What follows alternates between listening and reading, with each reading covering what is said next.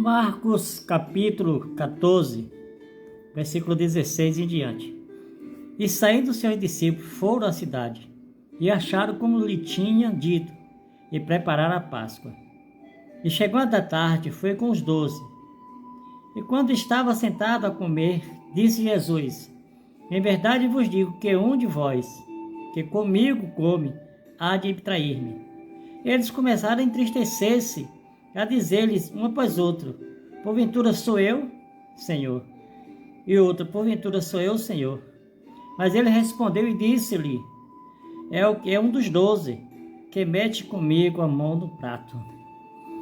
Jesus, ele está com seus discípulos. Ele, obviamente, sendo profeta, sabia da situação que estava para acontecer com ele, como Deus também, mas ele não sofria desse privilégio. E eles pedem para os discípulos encontrar o lugar encontrado. Jesus, ele está celebrando a Páscoa.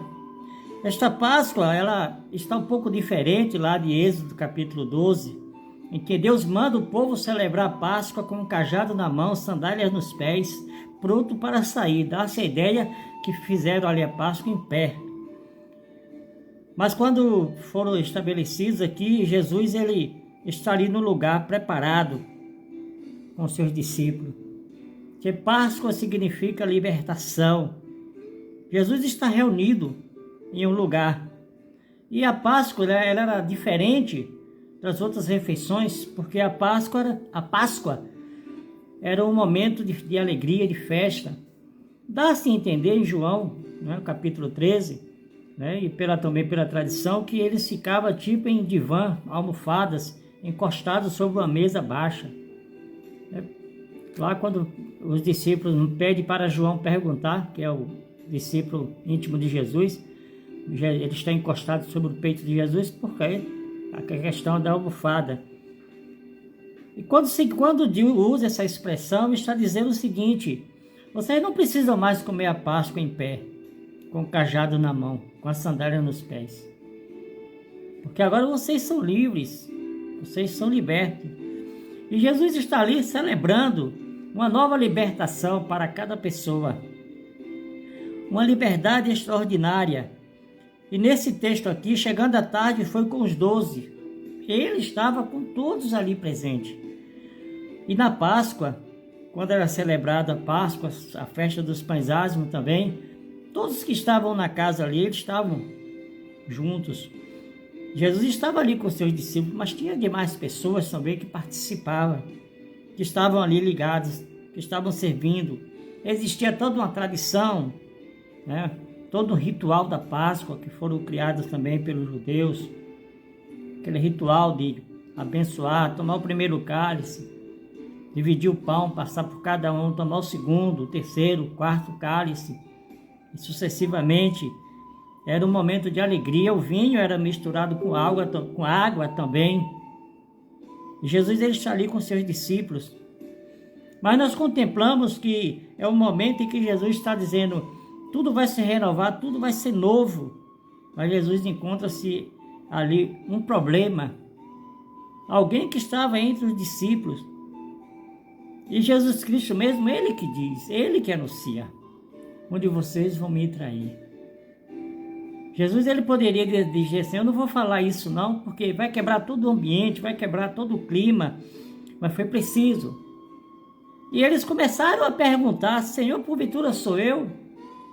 Até uma forma de se justificar.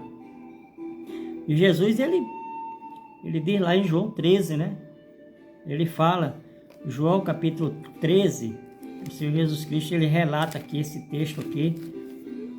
E você deve entender que quando se fala que Jesus relata sobre a traição, 13:18 nos diz o seguinte: não falo de todos vós, eu bem sei que tenho escolhido, mas para que se cumprisse as escrituras, o que come pão comigo, levantou contra mim o seu calcanhar.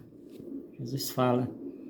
Judas, ele fez algo para cumprir as escrituras, para cumprir o Salmo 41, versículo 9, aquele que come comigo levantou contra mim o seu calcanhar. Então Jesus, ele está aqui dizendo, ele está falando ele não está com medo. Jesus ele está relatando que Judas está cumprindo também uma profecia. Mas Jesus diz, na verdade, o Filho do Homem vai como está escrito. Mas ai daquele homem, porque o Filho do Homem é traído. Bom seria para tal não haver nascido. O que significa as consequências que a pessoa irá passar, o sofrimento. Aqui não está dizendo ser algo espiritual, mas algo mais terreno também. Jesus está ali com seus discípulos, mas ele sabe do problema, mas ele resolve o problema.